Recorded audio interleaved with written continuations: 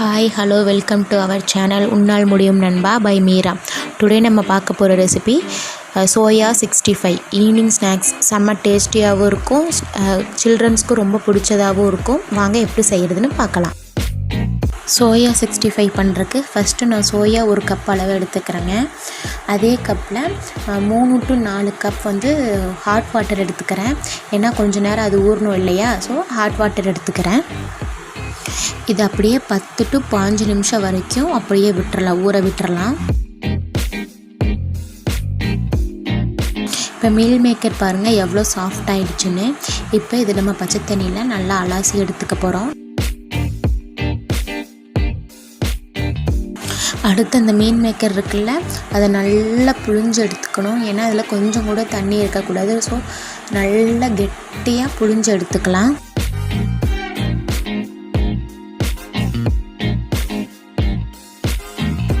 இப்போ meal maker புழிஞ்சு ஒரு பவுலில் எடுத்து வச்சாச்சு நம்ம. இப்போது 65 செய்கிறதுக்கு ஒரு பவுலில் 2 டேபிள் ஸ்பூன் கடலை மாவு எடுத்துக்கலாம்.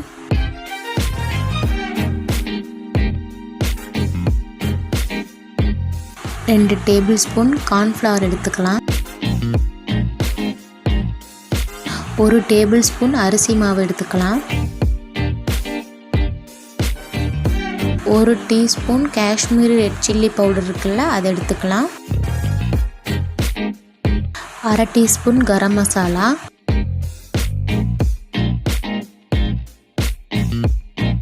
1/4 டீஸ்பூன் மஞ்சத்தூள் எடுத்துக்கலாம். நெக்ஸ்ட்டு லெமன் ஜூஸ் 1 டீஸ்பூன் எடுத்துக்கலாம். தயிர் ஒரு 2 டேபிள் ஸ்பூன் எடுத்துக்கலாம்.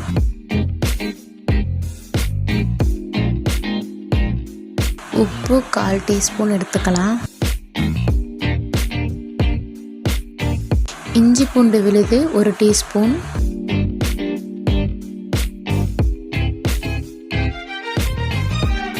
இப்போ இதை நல்லா மிக்ஸ் பண்ணிக்கலாம். லேசாக தண்ணி மட்டும் தொளித்து நல்லா மிக்ஸ் பண்ணி விட்டுக்கலாம். தண்ணி நிறையா விட்டுறாதீங்க, சோயாவில் அது அப்ளை ஆகாது. ஸோ லேசாக தண்ணி மட்டும் தொளித்து நல்லா மிக்ஸ் பண்ணி வச்சுக்கலாம். இந்த பதத்தில் வச்சுக்கலாம். இப்போது நம்ம இந்த சோயாவை புழிஞ்சு எடுத்து வச்சுருக்கோம்ல, அதை எடுத்து இந்த பேட்டரில் போட்டுக்கலாம். போட்டு இப்போ நல்லா மிக்ஸ் பண்ணி விட்டுக்கலாம். ஒரு 10 நிமிஷம் நல்லா ஊறட்டும். அதுக்கப்புறம் எடுத்து ஃப்ரை பண்ணிக்கலாம்.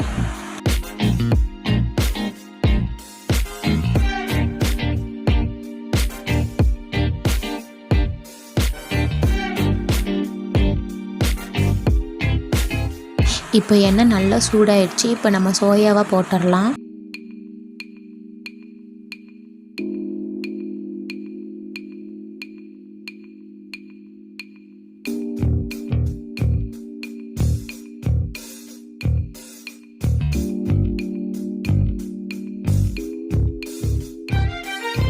இப்போ இது நல்லா வெந்துருச்சு. இது நம்ம ஒரு பிளேட்டுக்கு மாற்றிக்கலாம்.